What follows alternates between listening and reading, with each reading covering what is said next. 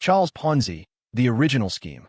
In the summer of 1920, one of the most infamous financial frauds in American history unfolded, not on Wall Street, but in Boston. It began with a single man, Charles Ponzi, an Italian immigrant with big dreams and a bigger smile. Ponzi promised investors returns of 50% in 45 days or 100% in 90.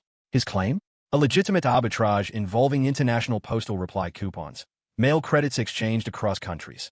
In theory, buying these cheaply in Europe and redeeming them at higher value in the US could turn a profit. But the model was logistically impossible at scale, and Ponzi never seriously tried to execute it. Instead, he resorted to something far simpler and far more deceptive. He took money from new investors to pay old ones, generating no real profits. Word of mouth spread fast. People poured in savings, inheritance, everything. Lines formed outside his office, some handing him cash directly through the window. At his peak, he was making $250,000 a day, equivalent to nearly $4 million daily today. But like all Ponzi schemes, it was built on a ticking clock. Panic set in after the Boston Post ran an expose. Withdrawals surged, audits began, and within 9 months, everything collapsed. Thousands of investors lost everything. The final loss, around $15 million in 1920s dollars, worth over $200 million today. But Ponzi's true legacy wasn't the money, it was a method.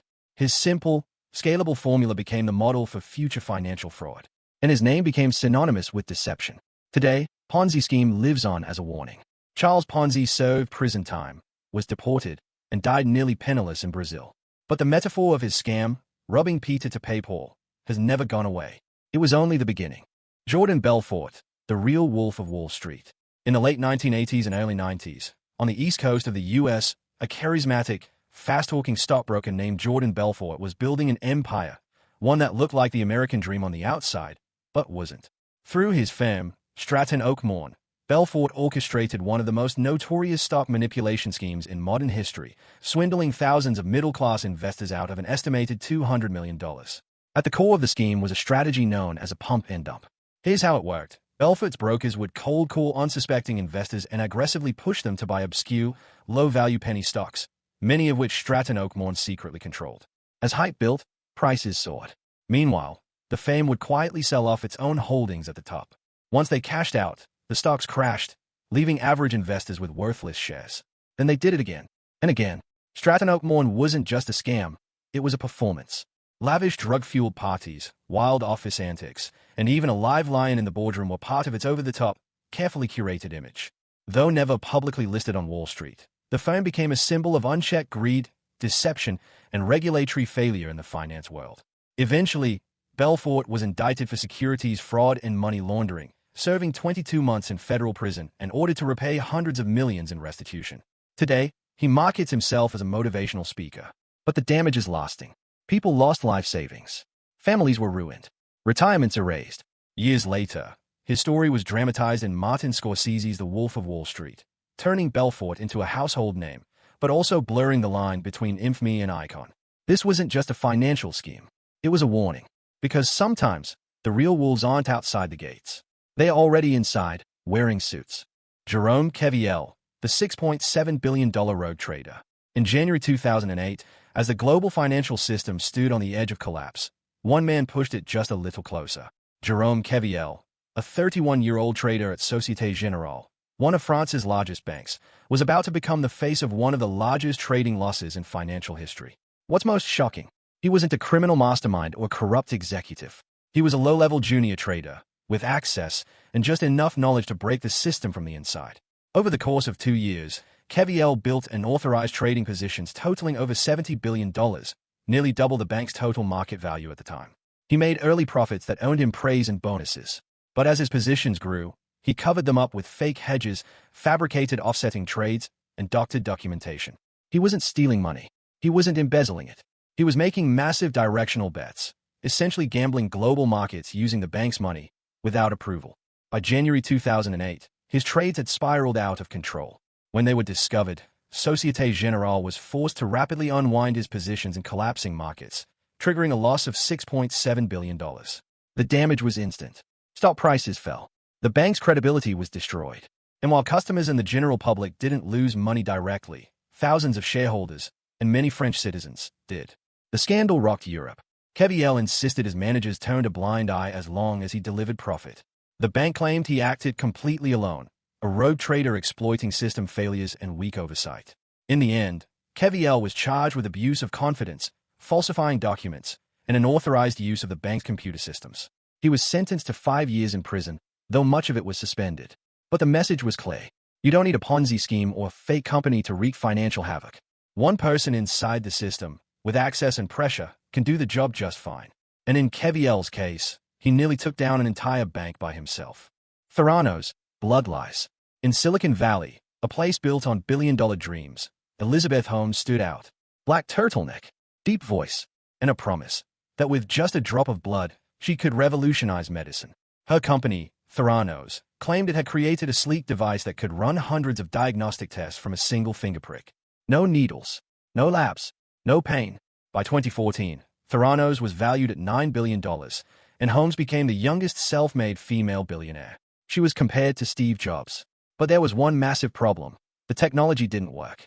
Behind the scenes, test results were often inaccurate, incomplete, or quietly outsourced to traditional lab machines. And yet, Holmes and her team pressed forward, deceiving investors, pharmacists, doctors, and patients. Walgreens deployed Theranos machines in stores nationwide. People were given false cancer diagnoses, misread HIV tests, and incorrect results for pregnancy and other serious conditions. This wasn't just financial fraud. It was medical endangerment on a national scale. When whistleblowers spoke out and Wall Street Journal reporters began investigating, the illusion stripped away quickly. In 2018, Holmes and COO Sunny Balwani were charged with massive fraud. The company imploded. Investors lost over $700 million. But the deeper loss was trust. In Silicon Valley's unicorn culture, where hype often trumps truth, Theranos exposed a chilling reality. Innovation without evidence can become an instrument of harm, not progress. In 2022, Holmes was found guilty of wire fraud and sentenced to 11 years in prison. Balwani received nearly 13 years. Theranos didn't just collapse. It betrayed patience, violated ethics, and became a warning. When startups gamble with lives instead of numbers, the fallout is far more than financial. Bitconnect, the viral crypto Ponzi. In the fever dream of the 2017 crypto boom, where fortunes were made overnight and skepticism was silenced by skyrocketing prices, one name began to echo across YouTube, Telegram, and tech expos worldwide. Bitconnect. To its followers, it was the future of finance, offering a revolutionary way to earn 1% interest per day just by loaning out your crypto tokens. To everyone else, it was a ticking time bomb. At the heart of Bitconnect's business model was a so-called trading bot, an algorithm said to generate massive daily profits by exploiting crypto market volatility. The pitch was simple. Invest your Bitcoin, convert it to Bitconnect tokens, and get daily guaranteed returns. In a world hungry for fast money, it exploded. Investors flooded in, many with life savings. Promotional videos on YouTube pushed the hype. Referral links went viral. And one of Bitconnect promoters, Carlos Matos, would go down in meme history for his now infamous Bitconnect stage scream. Everything about Bitconnect felt surreal. And that's because it was. There was no trading bot, no sustainable business. It was a classic Ponzi scheme, dressed in blockchain buzzwords and backed by a cult-like online community. Early investors were paid, but only with new deposits. And like all Ponzi structures, once growth slowed, the illusion couldn't hold. In January 2018, just as the broader crypto market crashed, Bitconnect abruptly shut down. Its token value plummeted 99% overnight, wiping out over $4 billion in market value in investor funds. Thousands of people from around the world lost everything. There was no legal protection, no recourse, no product, just heartache and disbelief. Investigations followed. Promoters were sued or arrested. Regulators scrambled to catch up, but in the decentralized world of crypto, catching shadows isn't easy. Bitconnect became more than a scam. It became a cautionary tale for an entire industry, proving that new technology doesn't always mean new rules. And that in a gold rush, it's still often the con men who get rich, not the miners. Alan Stanford, the offshore $7 billion Ponzi. For nearly 2 decades, Alan Stanford, a billionaire in a white suit and private jet, lived the life of a financial aristocrat. Luxury yachts, private islands, cricket tournaments, and behind it all, a $7 billion illusion. Stanford built what appeared to be a global financial powerhouse, the Stanford International Bank, headquartered in the sunny, offshore haven of Antigua. Investors were promised safe, high-yield certificates of deposit, backed by conservative investments and protected by a reputable financial institution. The reality? It was one of the largest and most sophisticated Ponzi schemes in modern history. There was no robust, diversified portfolio. Just Alan Stanford using new investor money to pay off older accounts, while funneling massive sums into his own lavish lifestyle. More than 30,000 people, from over 130 countries, trusted him.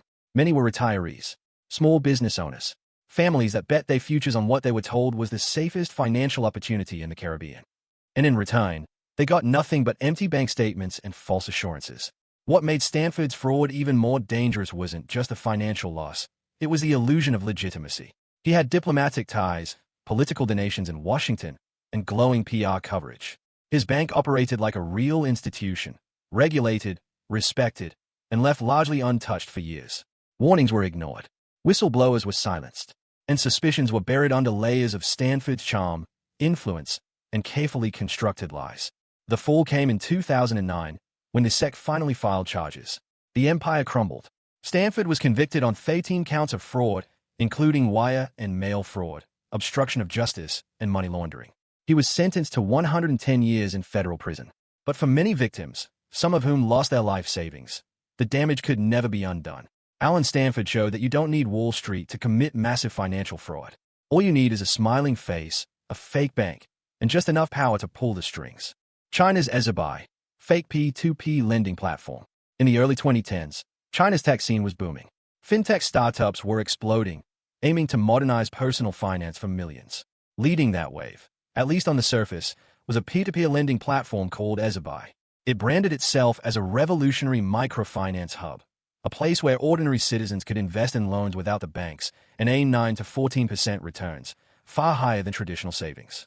By 2015, it had attracted over 900,000 investors, most of them middle-class families, drawn in by polished TV ads and government conference appearances. But behind the sleek mobile apps and glowing credentials, there was nothing.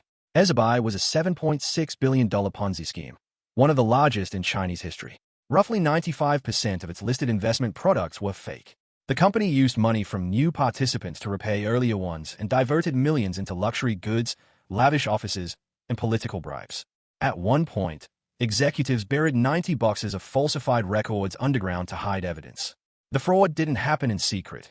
It played out in broad daylight, legitimized by billboards, TV spots, and a lack of oversight. When authorities launched a raid in late 2015, the public fallout was overwhelming. Protests broke out nationwide. Victims, many of whom had borrowed money to invest, demanded justice. For them, it wasn't just about cash. It was their future, their security, and their faith in the system. Top executives were arrested and convicted. Ezbuy's flamboyant chairman, Ding Ning, was sentenced to life in prison. And while China cracked down on dozens of similar schemes and tightened fintech regulations, the damage was already done. Because Ezbuy wasn't just fraud, it was a calculated exploitation of hope, tech optimism, and a rising middle class. A lie too big to hide, and far too costly to forget. Enron, corporate greed unleashed. At the start of the 2000s, Enron wasn't just a company, it was a symbol of innovation, modern finance, and the possibilities created by deregulation. But almost overnight, that symbol crumbled, revealing one of the largest corporate frauds in history. Originally a natural gas pipeline company, Enron, under Jeffrey Skilling and Ken Lay, transformed itself into an energy trading empire. It promised new markets, complex investment vehicles, and limitless profits. Wall Street praised it. Enron stock soared. Employees invested retirement savings by the millions. Its reported value hit $74 billion. But the numbers were a lie. Using mark-to-market accounting, Enron counted future profits as present income, even on projects that hadn't earned a cent. The company created off-the-books partnerships, shell companies designed to hide debt and inflate reported earnings. As long as the stock price stayed high, the illusion held. But cracks appeared in 2001. Analysts questioned the books. Audits were pressured. Confidence collapsed. In December 2001, Enron filed for bankruptcy, wiping out thousands of jobs, pensions, and savings in an instant. The fallout didn't stop there. Accounting giant Arthur Andersen, one of the big five firms, was revealed to have turned a blind eye, shredding documents and ignoring corruption. It, too, collapsed. Enron's implosion wasn't just a financial scandal, it was a reckoning. In response, the U.S. passed the Sarbanes-Oxley Act, enforcing stricter corporate governance, disclosures, and accountability. But for many employees and investors, the law came too late. Enron didn't just fake earnings. It shook global confidence in capitalism and proved that even the most admired companies can be built on lies. Wirecard, Germany's white-collar nightmare. In Europe's strongest economy, where regulation is seen as airtight and corporate fraud is rare, a fintech darling emerged, Wirecard. It started as an online payment processor, but by 2018, Wirecard had transformed into a global tech powerhouse, processing payments, issuing cards, and acquiring firms across Asia and the Middle East. That year, it achieved the unthinkable, displacing Commerzbank on Germany's elite DAX 30 index. Hailed as Germany's answer to Silicon Valley, it was ambitious, profitable, and fake. At the heart of the scandal was one glaring truth: $2 billion in company cash never existed. Wirecard claimed the money was held in overseas accounts, mostly in the Philippines. But by 2020, when auditors demanded verification, the story collapsed. The banks denied the funds existed, and the Philippines vice president publicly refuted ever meeting with Wirecard, despite the company's claims. This wasn't human error. It was coordinated, deliberate fraud, involving fake sales, forged documents, non-existent customers, and shell companies, going back years. More disturbing than the fraud itself was how Germany's regulators enabled it. Instead of investigating Wirecard, Germany's financial watchdog, BaFin, went after the journalists at the Financial Times who reported the truth. Whistleblowers were ignored. Critics were silenced. Wirecard continued moving billions unchecked.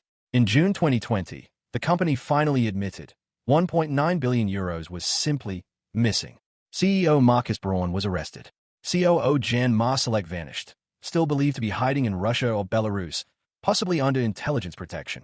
Wirecard's collapse destroyed tens of billions in market value, shattered public trust, and exposed tragic flaws in Europe's financial oversight. Because white-collar crime doesn't always look like chaos. Often, it wears a suit and hides behind a system designed to protect it. Libor scandal, interest rates rigged.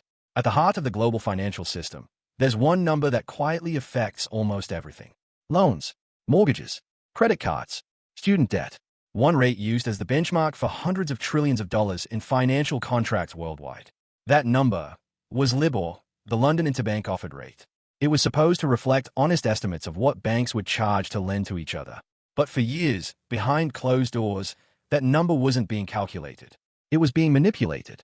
Starting as early as the 1990s and growing during the 2008 financial crisis, some of the world's largest banks, Barclays, Deutsche Bank, UBS, JP Morgan, Citigroup, began colluding to rig the rate. Traders inside these institutions coordinated their submissions, pushing the Libor rate slightly higher or lower, not based on actual lending data, but to benefit their own portfolios. Sometimes the changes were fractions of a percent, barely noticeable. But across the global economy, those tiny tweaks meant billions stolen in plain sight, from governments, pension funds, small businesses, and everyday homeowners. Victims never saw it coming. Their interest payments quietly inflated. Their loan costs subtly altered, all because someone at a desk wanted to juice a bonus. Regulators missed it, or ignored it, for decades. When the scandal finally broke in 2012, the fallout was immediate. Billions in fines, jail time for select traders, class action lawsuits, global outrage. But perhaps the greatest damage wasn't financial. It was psychological, because Libor was supposed to be neutral, stable, trustworthy. When it fell, so did the illusion that the financial system, at its core, was fair. To restore credibility, Libor was phased out over the following decade, replaced by newer benchmarks like SOFR in the US and SONIA in the UK. But the legacy of Libor lingers. It showed that even the most technical, invisible corner of finance could be corrupted. Not by hackers, not by criminals, but by the system itself. Albania's pyramid schemes. A country collapses. In the mid-1990s, Albania was undergoing one of the most fragile transitions in Europe, from decades of one-party communist rule to fledgling capitalism. There were no established banks, limited financial education, and barely any regulation. But there was hope. And in a country trying to rebuild itself, that hope was weaponized. Enter the Albanian pyramid schemes. They came under the disguise of investment companies with innocent names, like Vefa, Jalika, and Populi, promising sky-high returns, sometimes as much as 100% interest in just months. They drew in hundreds of thousands of people. The math didn't work, but the trust did.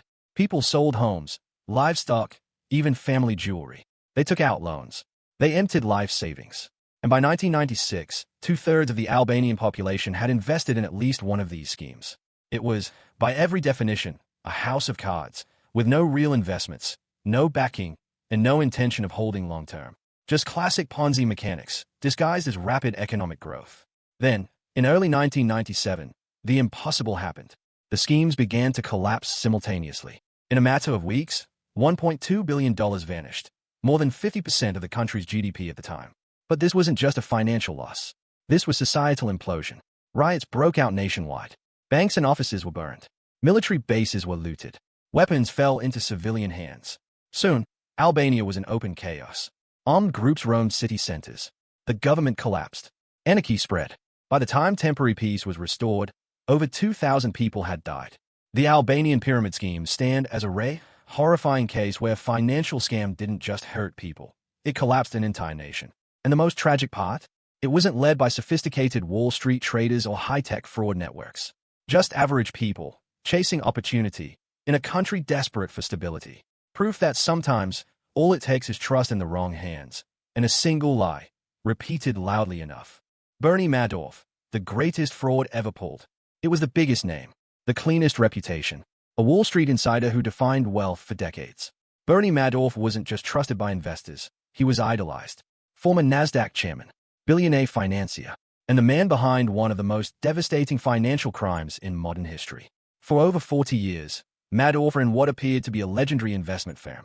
He offered steady returns, even in volatile markets, 8% to 12% annually, quietly compounding over time. No wild profits, no flash, just consistent, safe growth. Clients included Hollywood celebrities, pension funds, charities, universities, even Holocaust survivors. Over 37,000 victims, spanning 136 countries. But behind the scenes, there was no trading, no investment strategy, just a giant paper lie. Madoff had engineered a $65 billion Ponzi scheme, using new investor money to pay old investors, sending fake updates, generating fake gains, and creating the illusion of a financial genius. And it worked for decades. No one looked too hard. Even when red flags surfaced, returns never fluctuating, paperwork inconsistencies, and custodial setups that broke industry norms, the SEC failed to act, year after year. Whistleblowers, like Harry Markopoulos, submitted detailed complaints, backed by mathematical proof. Still, nothing happened. The fraud only came to light in December 2008, during the global financial crisis, when panicked investors tried to withdraw billions. Madoff couldn't keep up the act. He confessed to his sons, who turned him in the next day. In total, victims lost an estimated $17 billion in principal. Madoff was arrested, tried, and sentenced to 150 years in prison. He died behind bars in 2021. But the damage went far beyond the money. It shattered public trust in Wall Street, exposed an ineffective regulatory system, and showed how the facade of success can hide generations of destruction. Madoff's name is now more than a headline. It's a verb, a warning, a blueprint on how trust can be weaponized as the most powerful tool in fraud. Because in the world of scams, no one flew higher or fell harder.